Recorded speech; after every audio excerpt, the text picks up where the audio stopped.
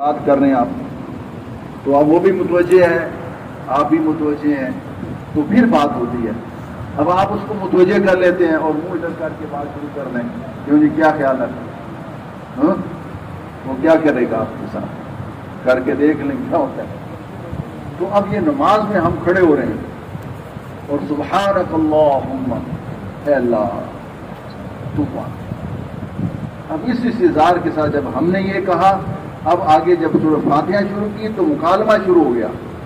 ہم نے کہا الحمدللہ رب العالمین، اللہ رب العزت ارشاد فرماتے ہیں حمدنی عبدی، میرے بندے نے میری تعریف کی۔ الرحمن الرحیم اثنى علی عبدی، میرے بندے نے میری ثنا بیان کی۔ مالک یوم الدین مجدنی عبدی، میرے بندے نے میری بزرگی بیان کی۔ ایاک نعبد و ایاک نستعین، کہ ھذا بینی و بین عبدی ولعبدی ما سأل، یہ میرے اور میرے بندے کے درمیان۔ کیوں؟ اس نے کیا کیا؟ عبادت کی اور مجھ سے استعانت مانگی ہے، تو اب اس کی مدد کرنا یہ میرے ذمے ہے، اور جو بندہ میرا جو بھی مانگے گا میں اس کو دوں گا۔ ولعبدی ما سأل، میرے بندے کے لیے وہی ہے جو اس نے مجھ سے مانگ لیا۔ تو مانگنا کیا ہے وہ بھی اللہ پاک نے ہمیں ہمارے حوالے نہیں کیا، پھر کوئی پتہ نہیں کیا مانگ لیتے۔ اللہ پاک نے مانگا، مانگو اہدنا اہدنا اہدنا، اے اللہ تو ہمیں ہدایت دے دے، اے اللہ تو ہمیں ہدایت دے دے۔ تو میرے بھائی دوستو، اب یہ نماز ہے، پہلا حساب قیامت والے دن نماز کا ہے۔ نماز پوری تو چلو جی باقی بھی پورے، اور نماز رہ گئی، نماز میں کمی تو باقی بھی چیزوں میں کمی رہ جائے۔ تو اس لیے میرے بھائی دوستو آج سے ہم نیت کر لیں کہ انشاءاللہ صف اول میں نماز پڑھا کریں گے، ٹھیک ہے جی انشاءاللہ۔ ہاں نیت تو کر لیں، اور نیت کر لیں کہ وہ نماز جو نبی صلی اللہ علیہ وسلم نے صحابہ کو سکھائی وہ نماز میں نے پڑھنی ہے، اس کی ہم نیت کریں۔ تو انشاءاللہ اگر اس سے پہلے مر گئے، نماز ٹھیک نہ ہوئی، تو قیامت والے دن ان کے ساتھ حشر ہو جائے گا ہمارا، اور سیکھنا ہم شروع کر دیں۔ نماز بن گئی، خدا کی قسم دنیا آخرت بن گئی۔ اب یہ جو ہماری اس وقت کی پریشانیاں ہیں وہ اس وجہ سے ہیں کہ ہماری نماز وہ نہیں ہے۔ تو اس لیے ہم نے خود بھی اس نماز پر آنا ہے، اور سب پوری امت کو اس پر لانا ہے، اور ساری انسانیت تک اس نماز کو پہنچانا ہے۔ یہ میرا آپ کا کام ہے، کیوں جی تھوڑا ہے، کتنا کام ہے۔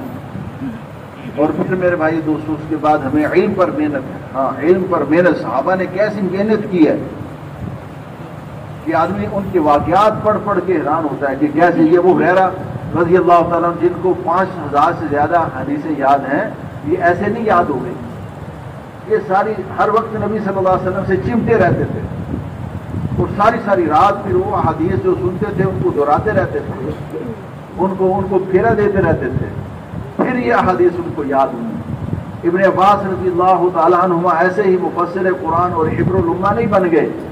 حضرت شاہ نے لکھا ہے کہ کس طرح جو ہے وہ انصاریوں کے دروازے پر بیٹھے رہتے تھے اور مٹی اڑ اڑ کے جسم پہ پڑتی رہتی تھی، اور وہ لوگ کیسے بھی تھے کہ آپ نبی صلی اللہ علیہ وسلم کے بھائی ہو کر آپ نے تکلیف کی، ہمیں بلا لیتے، کہ نہیں میری طلب ہے، میری حاجت ہے، میری حاجت ہے۔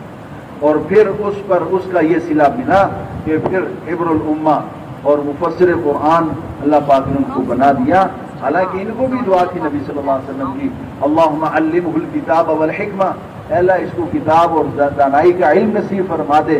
لیکن اس دعا پر بیٹھے نہیں رہے بلکہ اس پر مسلسل محنت کی۔ تو اس لیے میرے بھائی دوستو قرآن سیکھیں۔ قرآن ہمیں کیا کہتا ہے جی؟ قرآن ہم سے کیا مطالبہ کرتا ہے ہمیں پتہ ہی نہیں۔ احادیث کیا کہتی ہیں بھئی؟ یہ تو کیونکہ قرآن ایک ہے جو یعنی مدارس میں پڑھایا جاتا ہے، وہ ترتیب اور ہے، اور قرآن کیا ہے؟ یہ اللہ پاک کی باتیں ہم سے، اور احادیث کیا ہے؟ یہ اللہ کے رسول صلی اللہ علیہ وسلم کی باتیں ہیں۔ تو اب بات تو مشکل نہیں ہوتی، ہمیں اس لیے مشکل لگتی ہے کہ ہم عربی نہیں جانتے، لیکن اگر ہم تھوڑا سا شوق کے ساتھ لگیں گے تو کوئی اتنا مشکل بات نہیں۔ قرآن تو ویسے بڑا آسان ہے، 80,000 کلمات ہیں قرآن کے تقریباً، اور جو اعادہ کیا گیا ہے اگر ان کو حذف کر دیں تو یہ بچ جاتے ہیں تقریباً 18,000۔ اور اگر کسی عالم کے پاس بیٹھ کے تھوڑی سی گرامر سیکھ لیں تو یہ بچ جاتے ہیں 4000۔ اب 4000 کلمات کو پورے سال میں تقسیم کریں تو روزانہ 8-10 کلمے بنتے ہیں۔ ایک سال میں ہم سارا قرآن سمجھ سکتے ہیں یہ قرآن مجھ سے کیا کہہ رہا ہے، اللہ پاک مجھ سے کیا کہہ رہے ہیں۔ لیکن چونکہ ہمارا خیال ہی نہیں ہے، ہم بڑے قناعت پسند ہیں، 10 صورتیں یاد کی ہیں ماشاءاللہ، اسی پہ رہنا ہے۔ تو علم پر محنت ہے، فضائل علم نبی صلی اللہ علیہ وسلم نے بیان فرمائے کہ جو علم حاصل کرنے کے لیے نکلا وہ اللہ کے راستے میں جب تک کہ واپس نہ آ جائے، جو علم حاصل کرنے کے لیے چلتا ہے اللہ پاک اس کے لیے جنت کا راستہ آسان کر دیتا ہے۔ ہاں، علم کا مذاکرہ یہ جہاد کا ثواب ہے، علم کو یاد کرنا تسبیح کا ثواب ہے، اور علم کا مذاکرہ ساری رات کی عبادت سے بہتر ہے۔ تو میرے بھائی دوستو، اب اس قرآن اور حدیث کے علم کو سیکھنا اور پھر اس کو دوسروں کو اس پر لانا اور پھر اپنا محاسبہ کرتے رہنا کہ میں نے کتنا سیکھ لیا، اور پھر اس کے بعد میرے بھائی دوستو ذکر پر محنت ہے۔ ہاں، صحابہ کی جو صفت تھی، اللہ پاک کا ذکر پر ایسی محنت کی تھی انہوں نے کہ وہ ایک بادشاہ کے جب دربار میں گئے نا تو وہاں انہوں نے جب ذکر کیا تو اس کی دیواریں ہلنے لگ گئی۔ انہوں نے کہا بھائی یہ کیا کر رہے ہیں آپ، میرے محل کی دیواریں ہلا رہے ہو؟ ہم تو کچھ نہیں کر رہے، ہم تو اللہ کا ذکر کر رہے ہیں۔ ایسی ذکر پر محنت ہو تو وہ تبھی ہو سکتی جب تسلسل کے ساتھ ہو، استقامت کے ساتھ ہو، تسبیحات میں ناغہ نہ ہو، کھانے میں ناغہ ہو جائے، سونا چھوٹتا ہے تو چھوٹ جائے، لیکن تسبیحات 3 تسبیحات، تیسرا کلمہ اور درود شریف اور استغفار، اس میں تو ناغہ ہے ہی نہیں۔ جس نے تبلیغ کے کام میں چلنا ہے میرے بھائی دوستو وہ پھر اس کا ناغہ نہ کرے۔ ہاں، اس کے ناغے میں کیونکہ جب ذکر چھوٹتا ہے تو پھر اللہ پاک کی طرف سے دھیان چھوٹ جاتا ہے، یعنی ذکر چھوڑا، یوں سمجھیں کہ رسی کا ایک سرا اللہ کے ہاتھ میں ہے، ایک بندے کے ہاتھ میں، جب ذکر چھوڑ دیا تو بس اپنا سرا اس کے ہاتھ سے نہیں گیا۔ تو اس لیے اپنا ذکر میرے بھائی دوستوں پابندی کے ساتھ، صبح و شام اہتمام کے ساتھ یکسو ہو کر، یعنی پورا دھیان کے ساتھ اپنے دھیان میں جو ہے وہ لا کر، اور پھر سبحان اللہ الحمدللہ ولا الہ الا اللہ اللہ اکبر، اس کا اہتمام۔ درود پاک نبی صلی اللہ علیہ وسلم کے بڑے احسانات، نبی صلی اللہ علیہ وسلم کو اپنی امت کے ساتھ بڑی محبت ہے، جتنا نبی صلی اللہ علیہ وسلم امت کے لیے روئے ہیں پوری انسانیت میں کوئی انسان کسی دوسرے کے لیے نہیں رویا جتنا نبی صلی اللہ علیہ وسلم امت کے لیے۔ اس لیے نبی صلی اللہ علیہ وسلم کے احسانات، اور پھر یہ درود پاک، اس کا نفع نبی صلی اللہ علیہ وسلم کو نہیں ہے، اس کا نفع ہمیں۔ حدیث پاک میں آتا ہے قیامت والے دن میرے نزدیک سب سے وہ لوگوں میں سب سے وہ شخص ہوگا جو کثرت سے مجھ پر درود پاک پڑھتا ہو، اور جو شخص درود پاک پڑھتا ہے میرے بھائیو دوستو موت کی سختی اس پر نہیں آئی۔ ایک اللہ والے کا انتقال ہو رہا تھا، دوسرے ان کے پاس آئے تو کہا کہ موت کی سختی معلوم ہو رہی ہے، کہا کہ تمہیں پتہ نہیں ہے کہ جو شخص درود پاک کی کثرت کرتا ہے اس پر موت کی سختی نہیں آتی۔ اور موت کی سختی کیا ہے؟ 300 تلواریں ایک وقت میں جسم میں داخل ہو جائیں اور پھر ان کو نکالا جائے۔ اب آپ اندازہ کر لیں، تھوڑا سا تجربہ کرنے کے لیے نا ابھی گھر جائیں گے نا تو سوئی چبو کے دیکھیں اپنے آپ، ایک سوئی لے لیں تو اس کو چبوئیں تو صحیح، دیکھیں کہاں تک وہ اندر جاتی ہے، کتنی تکلیف ہوتی ہے۔ یہ جائے گے کہ 300 تلواریں، اس سے زیادہ موت کی سختی ہے۔ اور جو شخص درود پاک کا میرے بھائی دوستو اہتمام رکھے گا، کثرت سے درود پاک پڑھے گا، اس پر موت کی سختی نہیں آئے گی۔ نبی صلی اللہ علیہ وسلم کا حق ہے ہم پر میرے بھائی، نبی صلی اللہ علیہ وسلم کی عظمت ہمارے دلوں میں ہو، نبی صلی اللہ علیہ وسلم کی محبت دلوں میں ہو، اور نبی صلی اللہ علیہ وسلم کی اطاعت۔ یہ 3 حق علماء نے نبی صلی اللہ علیہ وسلم کے لکھے۔ تو درود پاک کی کثرت کریں شب جمعہ میں، اور پھر جمعے والے دن بھی بہت ساری احادیث میں کثرت کے ساتھ درود پاک پڑھنے کی فضائل آئے ہیں، تو اس کے ہم اہتمام کریں۔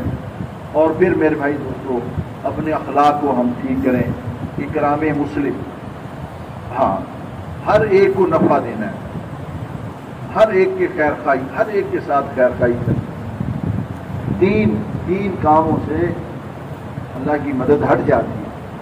غیبت کرنے سے، دوسروں کا دل دکھانے سے اور سنت کے چھوڑنے سے اللہ پاک کی مدد ہٹ جاتی ہے.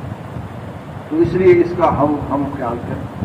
معاشرت کیا نبی صلی اللہ علیہ وسلم نے کیسے زندگی سکھائی ہے، والدین کے فضائل بیان کر دی تاکہ والدین کے حق ادا کیا جائے، اور پھر ماں کا علیحدہ حق بیان کیا، اس کے باقاعدہ علیحدہ فضائل بیان فرمائے. بہنوں کے ساتھ کیسے معاملہ کرنا ہے، صلہ رحمی کے کتنے فضائل بتائے. نبی صلی اللہ علیہ وسلم نے فرمایا کہ جو یہ چاہتا ہے من اراد ان یبسط له رزقه وینسى له فی اثره فلیصل رحمه، کہ جس کا جو یہ چاہتا ہے کہ اس کا رزق زیادہ ہو جائے. کیوں جی، سارے چاہتے ہیں کہ نہیں چاہتے؟ ہر ایک کسی میں لگا ہے. اور اس کی موت، اس کی زندگی میں برکت دے دی جائے تو اس کو چاہیے کہ وہ صلہ رحمی کرے، رشتے داریاں جوڑے.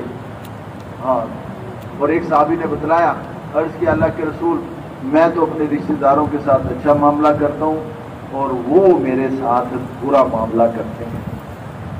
تو ارشاد فرمایا کہ اس وقت تک تو خیر پر ہے جب تک یہ عمل کرتا رہے گا اور اللہ پاک کی طرف سے فرشتہ تیرا معاون بنا رہے گا.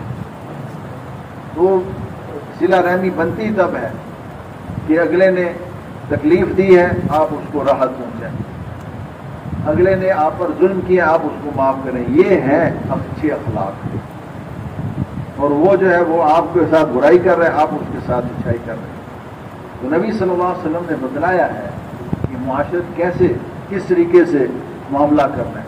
گھر والوں کے ساتھ، بیوی بچوں کے ساتھ کیسے، بچوں کے ساتھ کتنی محبت کا اظہار نبی صلی اللہ علیہ وسلم نے کیا، اور پھر بیویوں کے ساتھ نبی صلی اللہ علیہ وسلم نے کس طرح بتلایا کہ ان کے ساتھ کیسے معاملہ کرنا ہے.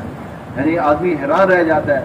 نبی صلی اللہ علیہ وسلم شریف میں باب و عشرت النساء، عورتوں کے ساتھ معاشرت کا باب، اور اس میں نبی صلی اللہ علیہ وسلم کتنی حدیثیں بیان فرما دی کہ عورتوں کے ساتھ میں تمہیں وصیت کرتا ہوں کہ عورتوں کے ساتھ بھلائی کا معاملہ کرنا. ہاں، اور عورتوں کے ساتھ کیونکہ اللہ نے ان کو بنایا ایسا ہے، اس لیے درگزر اور تساموں کے ساتھ رہنا. اور خود نبی صلی اللہ علیہ وسلم کا معاملہ ایسے ہے. حضرت عائشہ رضی اللہ تعالیٰ فرماتی ہیں کیونکہ چھوٹی عمر میں رخصتی ہوئی تھی تو میری سہیلیاں آ جاتی تھیں میرے ساتھ کھیلنے کے لیے. تو جب نبی صلی اللہ علیہ وسلم آتے تو وہ چھپ جاتی تھی. تو نبی صلی اللہ علیہ وسلم پھر ان کو میرے ساتھ بھیج دیتے تھے کہ جاؤ تم ان کے ساتھ کھیلو، کہ اب میں آیا ہوں تو میرے کھانے پینے کا بندوبست کرو. نہیں یہ نہیں، کہ وہ جو ان کی ضرورت ہے وہ اس کو مقدم کیا. اور ایک موقع پر ارشاد فرمایا کہ نبی صلی اللہ علیہ وسلم جو مسجد میں کچھ حبشی لوگ کو کرتب دکھا رہے تھے، تو نبی صلی اللہ علیہ وسلم نے مجھے بلایا کہ بھائی دیکھو. تو میں نے نبی صلی اللہ علیہ وسلم کے کندھے پر تھوڑی رکھ دی، اور میں یعنی یہاں تک کہ میں ہی ہٹی تو نبی صلی اللہ علیہ وسلم وہاں سے ہٹے. تو اب پھر آگے فرمایا کہ تم اندازہ کر لو کہ جو لڑکی کھیل کی حریص ہو تو وہ کتنی دیر وہاں کھیل دیکھے گی. نبی صلی اللہ علیہ وسلم نے مجھے یہ نہیں فرمایا کہ عائشہ بس کرو اب میں تھک گیا ہوں چھوڑ دو، نہیں، ایسا نہیں کیا. یہاں تک کہ میں خود ہی جب واپس ہٹی تو نبی صلی اللہ علیہ وسلم وہاں سے ہٹے. تو اب ہم اس تناظر میں اپنی زندگیوں کو دیکھیں کہ ہم کیا کرتے ہیں گھر والوں کے ساتھ. ایک حدیث میں نبی صلی اللہ علیہ وسلم فرمایا کہ عائشہ جب تو مجھ سے ناراض ہوتی ہے تو مجھے پتہ چل جاتا ہے. اب یہاں تھوڑی سی بات یہ، یعنی اب دیکھیں نبی صلی اللہ علیہ وسلم کے اخلاق، پھر حضرت عائشہ رضی اللہ تعالیٰ کی آخر ان کی تربیت یافتہ تھی، تو میاں بیوی میں کچھ نہ کچھ ہو جاتا ہے. اس سے یہ ایک بات تو یہ سمجھ میں آتی ہے. اب وہاں تو اللہ پاک فرما رہے ہیں کہ لا ترفعوا اصواتکم فوق صوت النبی، کہ نبی صلی اللہ علیہ وسلم کی آواز سے تم نے اپنی آوازوں کو اونچا نہیں کرنا. لا تجعلوا دعاء الرسول كدعاء بعضكم بعضا، جس طرح تم لوگ آپس میں ایک دوسرے کو پکارتے ہو نبی صلی اللہ علیہ وسلم کو ایسے نہیں پکارنا. وہاں تو یہ ادب سکھایا جا رہا ہے، لیکن میاں بیوی کے معاملے میں اللہ پاک مداخلت نہیں کرتے کہ بھئی عائشہ میرے نبی کے ساتھ ایسے بات کرتی ہو تمہارے اعمال ختم ہو جائیں گے. ایسا نہیں کیا تھا. تو پھر پوچھا کہ اللہ کے رسول کیسے؟ کہا کہ جب تم مجھ سے راضی ہوتی ہے نا تو کہتی ہے محمد کے رب کی قسم، اور جب کبھی ناراضگی ہو جائے تو پھر کہتی ہے ابراہیم کے رب کی قسم، پھر میرا نام نہیں لیتا۔ تو کہنے لگی کہ اللہ کے رسول وہ صرف آپ کا نام نہیں چھوڑتی ہوں، دل میں تو آپ ہی کی محبت ہوتی ہے۔ تو اب میرے بھائی دوستوں اس طرح اب گھروں کی معاشرت، گھروں کے اندر زندگی کے اندر نبی صلی اللہ علیہ وسلم کے طریقوں کو لانا، معاشرت کو بتائی ہے نبی صلی اللہ علیہ وسلم نے، زندگی کو خوبصورت بتلایا ہے۔ اور اس لیے میرے بھائی دوستو یہ فضائل کو، اخلاق کو بیان کرنا اور پھر اپنا بھی محاسبہ کرتے رہنا کہ میں کہاں ہوں۔ بیان کرنا تو بڑا آسان ہے، اخلاق کا بیان سب سے مزیدار ہے، اچھا لگتا ہے، لیکن اصعب الامور بحیث العمل، عمل کے اعتبار سے سب سے مشکل معاملہ یہی ہے۔ ہمارے ساتھ تو کوئی سلام نہ لے تو پھر ہمارا بھی جی نہیں چاہتا اسے سلام کرنے میں، ہمارا تو یہ حال ہے، ہمیں جو ملتا ہے ہم اسے ملتے ہیں، جو نہیں ملتا نہ ملتا۔ لیکن نبی صلی اللہ علیہ وسلم بتا رہے ہیں کہ دیکھو معاملات کیا، خذ العفو وامر بالعرف وعارض عن الجاہلین۔ اب یہ آیت جب نازل ہوئی تو نبی صلی اللہ علیہ وسلم نے پوچھا جبرائیل سے کہ اس کی کیا تفسیر ہے؟ کہا کہ جاننے والے سے پوچھ کے بتاتا ہوں، اور گئے جا کے اللہ رب العزت سے پوچھا، تو اللہ جل شانہ نے ارشاد فرمایا کہ اس کی تفسیر یہ ہے کہ جو تم پہ ظلم کرے اس کو معاف کرو، اور جو تمہیں محروم کرے اس کو عطا کرو، اور جو تمہارے ساتھ برائی کرے اس کے ساتھ اچھائی کرو، یہ ہے اچھے اخلاق۔ اللہ پاک ہم سب کو نصیب فرما دے۔ دعا بھی مانگنی چاہیے، کیونکہ حدیث پاک میں آتا ہے قیامت والے دن میرے نزدیک اچھے اخلاق والا ہوگا۔ تو اس لیے میرے بھائی دوستو ہم اکرام مسلم میں دیکھیں جس کا حق جو بنتا ہے اس کو احترام کے ساتھ ادا کرنے کی کوشش۔ اور اس کے بعد میرے بھائی دوستو اخلاص ہے کہ ہر عمل میں اخلاص، ہر عمل میں اخلاص۔ جیسے اثر کے بعد کیا کیوں کہ یہ میں عمل کیوں کر رہا ہوں کہ اللہ آپ راضی، ہاں اور نیک نیتی کے ساتھ جب عمل ہوتا ہے نا جی تو وہ اثر کیے بغیر نہیں رہتا۔ احادیث میں قصہ آتا ہے کہ ایک شخص نے مال صدقہ کیا رات کو، تو صبح لوگوں میں چرچا ہو گیا کہ بدکار عورت پر صدقہ ہو گیا۔ تو وہ شخص کہنے لگا اللہ میرا مال تھا ہی اس قابل۔ پھر اگلی رات اس نے صدقہ نکالا تو صبح لوگوں میں چرچا ہو گیا کہ جی چور پر صدقہ ہو گیا، کہا کہ میرا مال تھا ہی اس قابل۔ تیسری رات ہوئی جب تو اس نے پھر صدقہ نکالا تو لوگوں میں چرچا ہو گیا کہ جی مالدار کو صدقہ ہو گیا۔ اب اس وقت کے جو نبی تھے وہی ہوئی کہ بھائی اس کو بتلاؤ کہ تمہارے تینوں صدقے قبول ہو گئے۔ وہ عورت جو بدکار تھی اس پر صدقہ کروایا گیا تو اس نے توبہ کر لی کہ جب اللہ پاک مجھے یوں روزی دے سکتے ہیں تو مجھے پھر ایسا کام کروانے کی کیا ضرورت۔ اور چور جو تھا اس پر صدقہ ہوا تو اس نے چوری سے توبہ کر لی کہ بھائی مجھے جب اللہ پاک ایسے رزق دے رہے ہیں تو میں یہی برا کام کیوں کروں۔ اور مالدار بخیل تھا، صدقہ نہیں کرتا تھا، مال خرچ نہیں کرتا تھا، تو اس پر خرچ کروایا گیا تو اس کو احساس پیدا ہو گیا کہ ایسے بھی اللہ کے بندے ہیں جو راتوں کو چھپ کر صدقہ کرتے ہیں، اور اس کے بعد سے پھر اس نے بھی صدقہ شروع کر دیا۔ تو میرے بھائی دوستو اخلاص کے ساتھ کیا وہ عمل یہ ضائع نہیں جاتا۔ ہاں اخلاص نہیں چھوڑنا چاہیے کسی حال میں، اور اللہ پاک سے مانگتے بھی رہنا چاہیے کہ اللہ پاک ہم سب کو اخلاص نصیب فرمائے۔ اس کا تذکرہ کرتے رہتے اور اپنا محاسبہ کرتے رہتے۔ اور میرے بھائی دوستو نبی صلی اللہ علیہ وسلم کی ختم نبوت کی وجہ سے دین کی ذمہ داری، دین کی محنت کی ذمہ داری ہماری طرف منتقل ہو۔ ہم میں سے ہر ایک یعنی اپنے اندر یہ احساس ہم پیدا کریں کہ ہم نبی صلی اللہ علیہ وسلم کی امتی ہیں، اور نبی صلی اللہ علیہ وسلم والی ذمہ داری، نبی صلی اللہ علیہ وسلم والا کام وہ میری زندگی کا کام ہے۔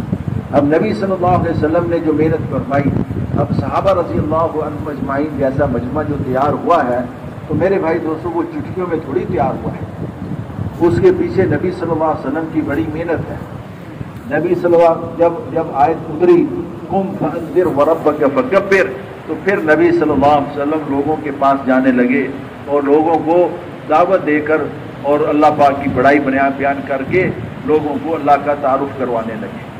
اور پھر آگے سے استقبال نہیں ہے، کوئی شاعر کہتا ہے، کوئی ساحر کہتا ہے، کوئی کاہن کہتا ہے، تو نبی صلی اللہ علیہ وسلم یہ سن رہے ہیں اور لوگوں کو دعوت دے رہے ہیں۔ پھر جب یہ آیت اتری وانذر عشیرتک الاقربین، تو نبی صلی اللہ علیہ وسلم نے اپنے رشتہ داروں کو جمع کر لیا اور جمع کر کے پھر ان کو ساری یہ بات بتلائی، اور اس وقت بھی قبیلے والے نہیں مانے لیکن نبی صلی اللہ علیہ وسلم نے دعوت پوری رکھی.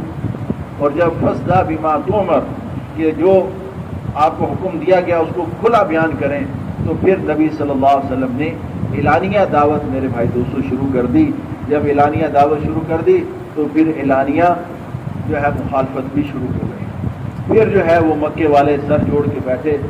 نبی صلی اللہ علیہ وسلم کو روکنے کے لیے انہوں نے بڑی تدبیریں کی، اور نبی صلی اللہ علیہ وسلم انتہا تک جانے کے لیے تیار ہو گئے کہ اگر دائیں ہاتھ پہ چاند بائیں ہاتھ پہ سورج رکھ دیا جائے تو پھر بھی میں یہ کام نہیں چھوڑوں گا، یہاں تک کہ میری گردن تو کٹ سکتی ہے، لیکن جس کام سے تم مجھے منع کر رہے ہو کہ میں لوگوں کو اللہ کی طرف بلاؤں، لوگوں کو اللہ کی طرف بلانے کو چھوڑ دوں، یہ نہیں میں کر سکتا.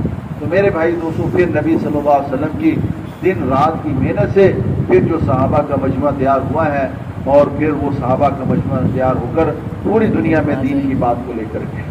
تو اس لیے میرے بھائی دوستوں ہم بھی اس بات کو طے کریں کہ انشاءاللہ اپنی باقی ساری زندگیاں اللہ کے دین کو پوری دنیا میں زندہ کرنے کے لیے لگائیں گے. ٹھیک ہے جی انشاءاللہ. پچھلی پہ سارے ہم معافی مانگیں کہ اللہ بڑا نقصان ہو گیا، کہاں زندگی لگا دی ایک چھوٹی سی دکان پر، ایسی 2-4 بیوی بچے ان کے اوپر اپنی ساری زندگی خرچ کر دی. حالانکہ روزی کا ذمہ تو اللہ پاک نے لے رکھا ہے، روزیاں اللہ پاک نے دینی ہے. وہ ایک کہنے لگے بزرگ کہ بھائی اولاد کے مربی تو بنو، اولاد کے رب نہ بنو. رب تو ایک ہے، وہ روزیاں دے گا سب کو، اور بس ان کی تربیت کرو جو تمہارے ذمے ہیں. اس لیے میرے بھائی دوستوں ہم سارے کے سارے اس بات کا عزم اور ارادہ کریں کہ اپنی باقی ساری زندگیاں اللہ کے دین کو پوری دنیا میں زندہ کرنے کے لیے لگائیں گے. اب اس کے لیے اللہ کے راستے میں نکلنا ہے. اللہ کا راستہ بڑا قیمتی ہے. ایک گھڑی اللہ کے راستے پہ لگا دینا گھر کی 70 سال کی عبادت سے بہتر ہے. ایک صبح اور ایک شام اللہ کے راستے پہ لگا دینا دنیا معافی حد سے بہتر ہے. اور نبی صلی اللہ علیہ وسلم نے ارشاد فرمایا کہ اللہ کے راستے کے اندر نکلنا یہ اللہ کے جنت کے باغ ہے، اور ایک قدم اللہ کے راستے میں غبار آلود ہوا دوزخ کی آگ اللہ پاک اس پر حرام کریں گے. جو چہرہ غبار آلود ہو گیا اس پر اللہ رب العزت دوزخ کی آگ کو حرام کر دیں گے. اور ایک موقع پر جب عبداللہ ابن رواحہ پیچھے رہ گئے تو نبی صلی اللہ علیہ وسلم نے ارشاد فرمایا کہ اب اگر لو انفقت ما فی الارض جميعا لما ادرکت فضل غدوتہم، اگر تم اب سارا کچھ بھی خرچ کر دو تو تم اب ان کی فضیلت کو حاصل نہیں کر سکتے. تو اس لیے میرے بھائی دوستو اللہ پاک نے ہمیں موقع دیا ہے، دعوت والی محنت، اس کے اثرات، انوارات، برکات ہم سارے کے سارے دیکھ رہے ہیں. تو یہ صرف یعنی یہ ترتیب اس لیے ہے تاکہ امت اپنے مقصد پر آ جائے، کیونکہ نبی صلی اللہ علیہ وسلم اپنے پیچھے صحابہ کی جماعت چھوڑ کر گئے، اور پھر وہ صحابہ پوری دنیا کے اندر پھیلے ہیں اور پوری دنیا کے اندر اللہ کے دین کی بات کو انہوں نے پہنچایا ہے. تو یہی میرے آپ کے ذمے ہے. اور تھوڑی سی قربانی ہو جاتی ہے، اور قربانی پر پھر اللہ رب العزت فیصلے فرماتے ہیں. قرآن پاک نے ایک قصہ لکھا ہے، ایک نوجوان مختصر وہ ایمان لے آیا، بادشاہ اب اس کو قتل کرنا چاہتا تھا، اپنے فوجی بھیج دیا کہ بھائی جاؤ اس کو جو ہے نا پہاڑ سے پھینکو. تو وہ اس نے کہا اللہم اکفنا شرہ بما شئت، تو وہ سارے فوجی ہلاک ہو گئے اور یہ بادشاہ کے پاس آ گیا. پھر بادشاہ نے 12 فوجی بھیجے کہ جاؤ اس کو سمندر میں پھینک کر آؤ. تو وہاں بھی اس نے ایسا ہی کیا، تو وہ سارے کے سارے مارے گئے. یہ بادشاہ کے پاس آ گیا تو بادشاہ سے کہنے لگا کہ میں اس طرح تمہاری تدبیر سے نہیں مرنے کا، چاہے کچھ بھی کر دو. ہاں ایسا کرو کہ لوگ جمع کرو ایک میدان میں، میری ترکش سے تیر لے لو اور یوں کہو بسمی وربک الغلام، بس یہ کہہ لو اور مجھے تیر مارو میں مر جاؤں گا، جھگڑا ختم ہو جائے گا. بادشاہ خوش ہو گیا، بھائی چلو اس نے اپنا حال خود بتا دیا. اب جیسے ہی بادشاہ نے تیر چلایا وہ نوجوان کے سر میں لگا اور وہ وہیں شہید ہو گیا. اور وہ جتنے لوگ موجود تھے وہ کہنے لگے آمنا برب الغلام. ایک جان گئی اور کتنی جانیں ایمان والی بن گئی جی، ہزاروں بن گئی. تو یہ میری آپ کی جان جانی ہے کہ نہیں جانی؟ کیوں جی مرنا ہے کہ نہیں؟ کوئی ساتھی ایسا ہاتھ اٹھائے کہ جی میں نے نہیں مرنا، کوئی ہے جی؟ کوئی بھی نہیں. اتنی بڑی مجلس میں سب نے مرنا ہے، تو پھر کیوں نہ اللہ کے لیے مریں، اللہ کے راستے میں مریں، تاکہ اس مرنے کی کچھ قیمت اللہ کے یہاں لگ جائے. تو اس لیے میرے بھائی دوستوں ایسی موت ہم بھی مر کے جائیں کہ جس دن ہم مریں تو وہاں اس دن ہزاروں لاکھوں کو اللہ پاک ان کی ہدایت کے فیصلے فرما دیں. تو اس لیے ہمت و حوصلے کے ساتھ فرمائیں کہ انشاءاللہ بہت ہو گئی، بڑی کما لی ہے جی، آپ پتہ نہیں کہاں تک کمانا ہے، اس کی حد بھی کوئی نہیں ہم نے مقرر کی کہ بھائی اتنا کمائیں گے، اور پھر بھی جو پیسے کے پیسے ہی ہیں. اس لیے آپ اس کو تو کریں چھٹی کہ بھائی اب تو ختم، اب تو ہم کریں گے اللہ کے دین کا کام. تو انشاءاللہ جب اللہ کے دین کا کام کریں گے تو اللہ رب العزت اپنے غیب کے نظام چلائیں گے اور اللہ پاک روزیاں آسان فرما دیں گے. اس لیے ہمت اور حوصلے کے ساتھ ارادے فرمائیں کہ انشاءاللہ اب ہم یہی زندگی لگائیں گے اللہ کے دین کو پوری دنیا میں زندہ کرنے کے لیے. تو اس کے لیے کون کون تیار ہے؟ فرمائیں جی ہمت اور حوصلے کے ساتھ اب ارادے فرمائیں. جی نقد فرمائیں جی، نقد چلا 4 مہینے ہیں جی. پہلی سیڑھی اگلا دروازہ تو پھر کھلے گا، تو اس کے لیے فرما دیں جی نقد 4 مہینے کہ آئے تو تھے شب جمعہ کے لیے، لیکن بس اب تو 3 چلے لگا کے